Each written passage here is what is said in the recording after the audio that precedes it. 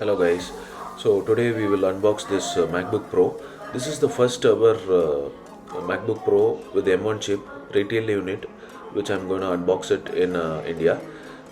See, I purchased it from Hyderabad, Conquer Technologies. Conquer Technologies in Hyderabad.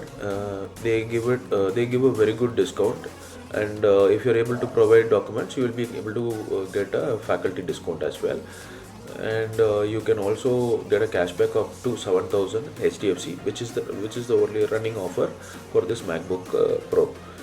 So I chose this 512 GB SD card and 8 GB memory card because I don't want to upgrade. If you upgrade this 8 GB to 16 GB online, you will not be able to get cashback or cashback offer. So that is the only problem. So I chose to go with as it is. And 512 GB SD card is very useful when you are in a remote location where you will not be able to plug in, plug out your SSD. Then this is really helpful so that you can store your footage right into the laptop very easily. So that is the only reason I have gone for the little bigger or higher capacity SSD. This is 512 GB SSD. Okay, so this has two USB port, USB-C port or Thunderbolt port.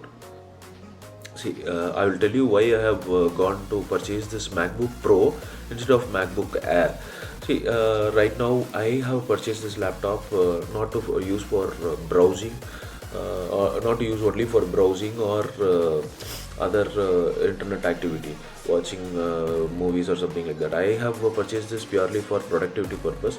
That is, I wanted a compact computer which is less more than a iPad, less than a computer. It should be like that. So that is the reason I have gone for this laptop. So I wanted this laptop to help me in video editing, maybe small Excel works and other office related works. That is the reason I have purchased this laptop. So when you come to video editing, whatever the video editing footage you're going to give it to the laptop, it needs a small fan to at least push out the pressure. If you have seen, otherwise the laptop, see, MacBook Air is also able to do the task, but my question is how far it can do it. See, right now we are in a 4K era. We have right now all of us are shooting footages in 4K 1080p to 4K footages. So we wanted to have we don't know what is going to happen in maybe 1 or 2 months. Like if you see Apple, they released Intel machine, and now immediately after a few months they have received a M1 chip. So that is the reason I have gone for a little bigger upgrade, which cost me 30,000 higher or something. But I wanted a which cost me some little bit higher.